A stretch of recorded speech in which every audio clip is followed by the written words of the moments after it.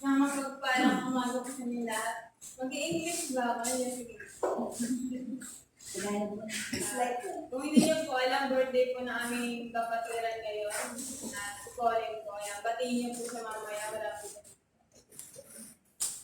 Magandang umaga po sa ating lahat. Mukhang hindi maganda. Bumangad ba yung araw niyo nakita niyo? Ngayon pong umaga, mapag-aaralan natin. Muli, pagpapatuloy natin yung topic natin as we grow as a Christian. At naniniwala ko, today, kailangan kong English. Do you know one of the Christian today come from the spiritual immaturity? So marami mga Kristiyano na imbis na lumago, nagiging immaturity sila, immature. Because if you are truly spiritual matured, your decision is wise. Sign pala na tayo ay matured kapag yung mga decision natin sa buhay ay nagiging wise tayo. Pero ano ba? Pagiging wise na sinasabi ng Biblia, ng ating Panginoon sa atin. Most of the Christian, they mostly made from wrong decision is from the fleshly nature, not in spiritual nature. So kaya pala nagkakamali tayo ng mga desisyon natin sa buhay kasi bumabase tayo doon sa nature natin. Yung nature ng flesh natin. Hindi tayo bumabase sa spiritual. Ano ba yung spiritual natin tukoy dito? Yung salita ng ating Panginoon. Pero dito, meron po tayong dalawa rin na. Yung immature Christian, they are based on feelings. So dahil masaya ako, maglilikod ako sa Panginoon kasi asaya-saya ako eh. So, kapag tayo ay napunta sa trials, hindi na tayo magsisimba, hindi na tayo maglilikod kasi maglilikod lang tayo pag masaya tayo. So they are based on their feelings. So kapag galit naman tayo mga Christian, dahil galit tayo sa kapatiran natin, hindi na tayo magsisimba. Kasi Lord, you know, galit ako dito sa member na to. So hindi ako magsisimba. So they are based on their feelings. Minsan naman, dahil sa stress nila, so Lord, hindi ako magsisimba kasi stress ako dun sa online study namin. Lord, hindi ako magsisimba kasi ang dami problema sa bahay. So hindi mo na ako magsisimba Lord kasi nakabase ako dun sa feelings ko, sa stress. These are the signs of immature Christian. So, bigla naman ito fear takot sa coronavirus, kaya ayaw magsimba. Ayan. Ito yung mga dapat natin alamin kung ano ba, kung nasa stage ba tayo. Am I a mature Christian or am I immature Christian? So, itong mature Christian dito, tinutukoy ko, they are based on the Word of God. What is the Bible? Is leading to us. The Holy Spirit, how to lead us. We are rely on the spiritual. So, dito natin malalaman. Ito po yung mga pag-aaralan natin. Yung how you grow closely spiritual with God to become a mature Christian. Doon muna tayo sa apat. Ito po yung mga pag-aaralan natin. Yung how you grow closely spiritual with God to become a mature Christian. Doon muna tayo sa apat. Yan. Unang-una po, yung pinag-aralan po natin is prayer nakaraan. Kung natatandaan niyo po, ngayon po is Word of God. At sa mga susunod pa, pasensya na po kayo, malabo po yung mata ko. Fellowship with other believers and that's why share the Word of God. Doon na po tayo sa title natin. Growing spiritually closer to God through Word of God. So, ito, pag-aaralan natin kung paano tayo lalago bilang Kristiyano sa pamamagitan ng salita ng Diyos. In 2 Peter 1, chapter 1, verse 3 to 8, His divine power has given us everything we need for a godly life through our knowledge of Him, who called us by His own glory and goodness. Through this, He has given us His very great and precious promises, so that through them you may participate in the divine nature, having escaped the corruption in the world caused by evil desires. In verse 5, for this very reason, make every effort to add to your faith goodness, and to goodness. So, may accountability tayo bilang Kristiyano. In knowledge and to knowledge, self-control and to self-control, perseverance and to perseverance, godliness and to godliness, mutual affection to mutual affection in love. For if you possess these qualities in a pleasing measure, they will keep you from being ineffective and unproductive in your knowledge of our Lord Jesus Christ. Manalangin po tayo. Hallelujah. Panginoon, hallelujah. Ikaw siya nagsasalita, Panginoon. Lord, teach us, O God, equip us, O God, discipline us, O God, hallelujah. Panginoon, speak to us, O God, hallelujah. Ikaw lamang siya maranasan namin, O God, ihanda mo ang mga puso't isip, O God, hallelujah, sa pagbubulay-bulay ng iyong mga salita, Panginoon. Lahat ng papuri, O God, isip mo lamang, Ama, sa matamis sa pangalan na aming Panginoon, Pagkakalipas. Amen. To grow spiritually, you need to know God exists. So, number 1 po tayo, knowledge of Him. So, tayo, ito, para to sa lahat, for everyone po ito. Yung iba, dahil nag-rely sila dun sa feeling nila, yan. So, sabi niya, dahil akala natin pag umiyak tayo, wanna be pray, we are close to God. No? Dahil natin, feeling ko nandiyan si Lord, feeling ko ang lapit-lapit ko for Lord. So, feeling na natin, do not trust on our feeling. Trust in the Lord. So, malalaman natin na malapit tayo sa Panginoon. The more we know Jesus, the more we know God. Our spiritual, we will grow. Kapag lalo natin nalaman, nabusisi natin, no? Hinukay natin, kung ano, yung pinaka-deeper, who is Jesus talaga. Tapos kapag alam na natin siya, kapag alam na natin to, dito pa lang lalabas yung pagiging Christ-likeness natin. In how Jesus thinking and paano siya mag-isip. Sinasabi din ng Biblia, kapag tayo may alam sa ating Panginoon, this is specifying the Christian knowledge. Hindi po to dahil sa alam natin yung mga patakaran dito sa simbahan. Alam natin na we are watching a Bible scripture, dahil ba present tayo palagi sa simbahan. So, dito ba tayo magkakaroon ng kaalaman?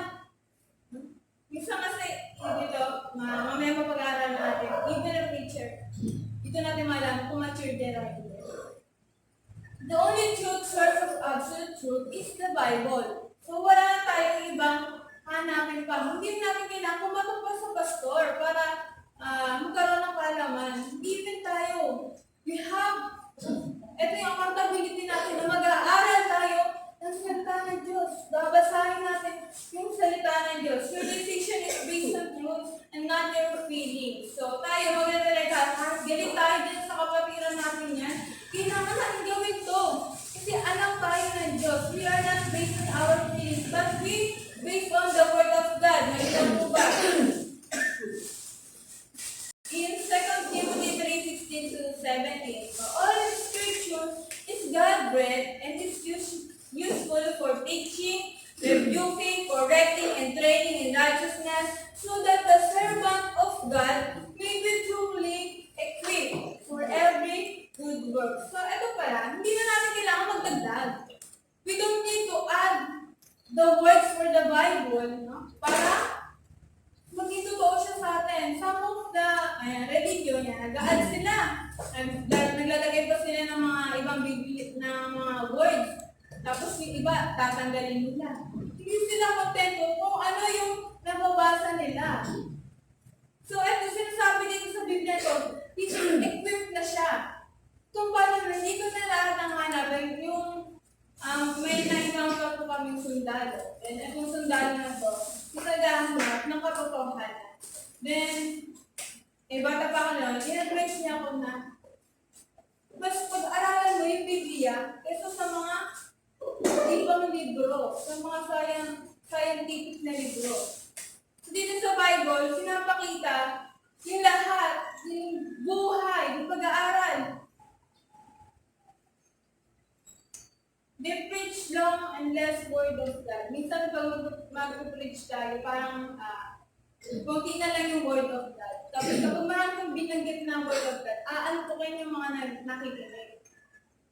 Dito po, makikita po natin kung totoo ba yung pinakikinggan niya dito sa harapan o hindi. Number 2, so very careful when you listen to Christian preacher, don't just believe anything what they say, yes, if it is in the Bible. So, kahit ako po, itasin po ko kung yung mga sinasabi ko is naaayon sa Biblia. Bakit mahalaga na yung sinasabi namin is naaayon sa Biblia? In 1 John 4:1, dear friends, do not believe every spirit, but test the spirit to see whether they are from God, because many false prophets have gone out into world. Etong points na ito is tumutukoy sa mga nakikinig. Kayo po yun, yung mga nakikinig. Yan, sinabi ng Panginoon, kayo mismo ang magtetest na nagsasalita, hindi yung nagsasalita, yung magtetest sa inyo. So, kailangan natin, may kaalaman talaga tayo. So, we need the understanding, the knowledge, the wisdom from the Lord.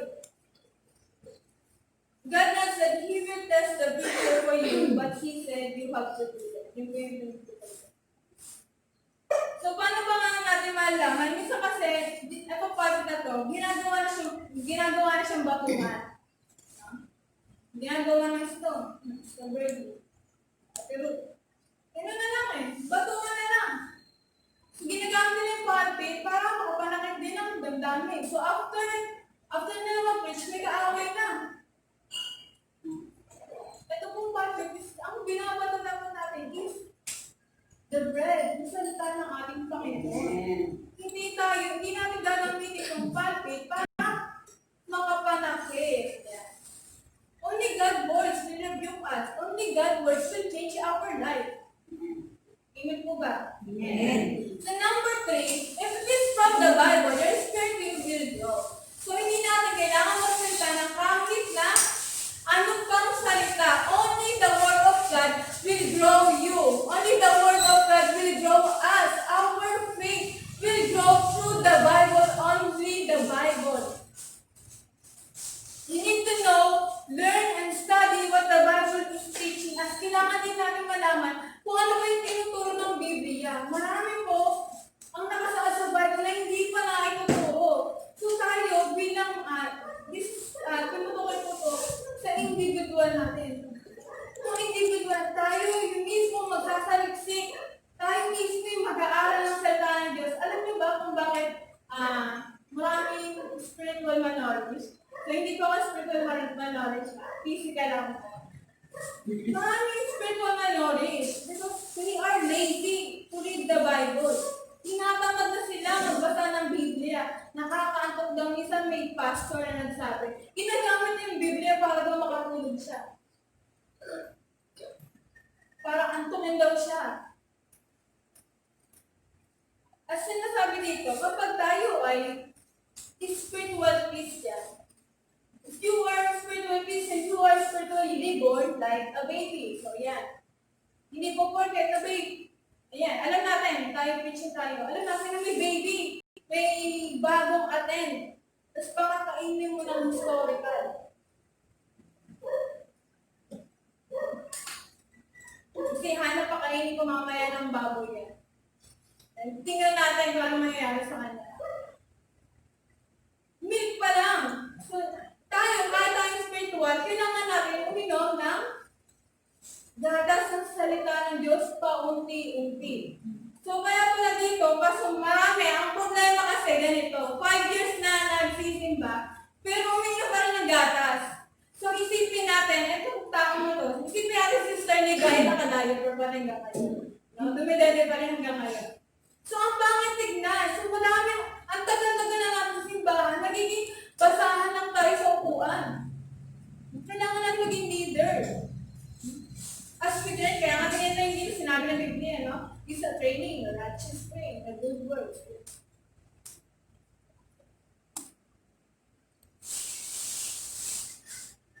We need to read the Bible, do not live like a baby. So, hindi natin kailangan umasra na parang babies. Marami kasi, kapag hindi tayo nakakarinig ng salita ng Diyos, nagkakaroon tayo ng spiritual sickness. Ano po yung tinutukoy ng spiritual sickness dito?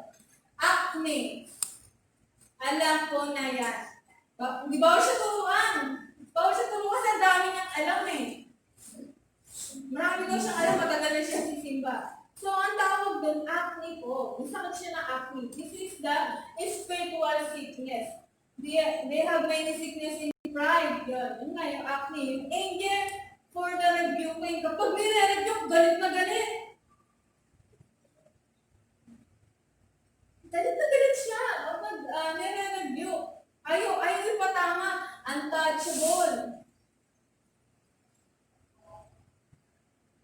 This is the rock Christian are not fed well, spiritual. Do not like forever like others. Ask God also to reveal the truth to you. Kailangan natin tayo mismo yung mag-aas sa Panginoon. Hindi po yung pastor yung mag-aas para sa inyo.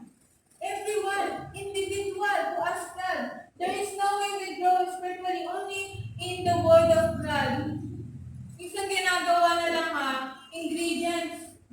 Ingredients yung Word of God. Ang dami decoration. Ang dami ng decoration para lang makapanakit ng kapwa, ganyan. Para lang makita na dito ko. Only the Word of God. Ang ating bida, ang ating Panginoon. The knowledge of God is about who He is.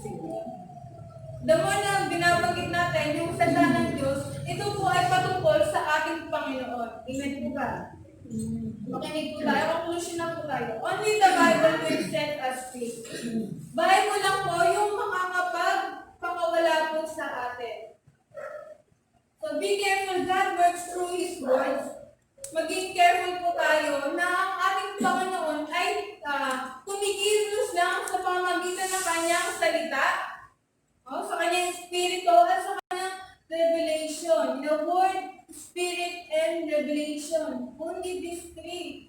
So today, when we understand the Word of God, that is true. Kapag naunawaan po ninyo yung salita ng Diyos ngayon sa umaga ito, ang ating pananampalataya ay nagiging growth. Ano ba yung growth nito? Sinabi dito in Corinthians chapter 5:7, for we live by faith and not by sight.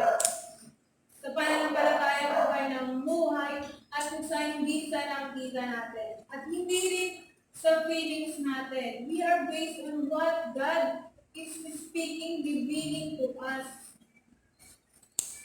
The Word of God is truth, indeed, knowing the deeper you go, that is spiritual growth. The more pala na nakikilala natin yung ating Panginoon, the more na nalalaman natin yung salita ng Diyos, the more yung pananampalataya natin is nag-grow sa ating Panginoon.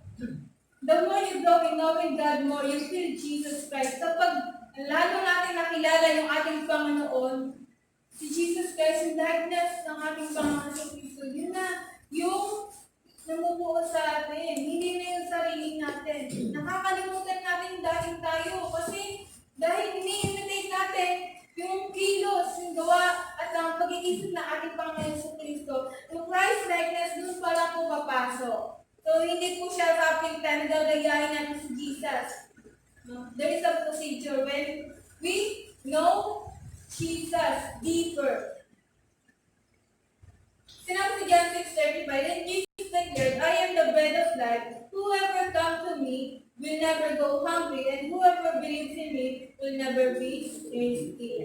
Magiging mataba po tayo spiritual.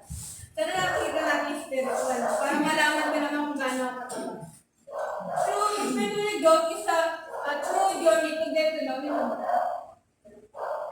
True spiritual growth is a true journey to get to know who is Jesus more and to become more and more like Him to be Christ-minded. You need to know who is Jesus is and get to know wiser through the Bible, Spirit, and revelation.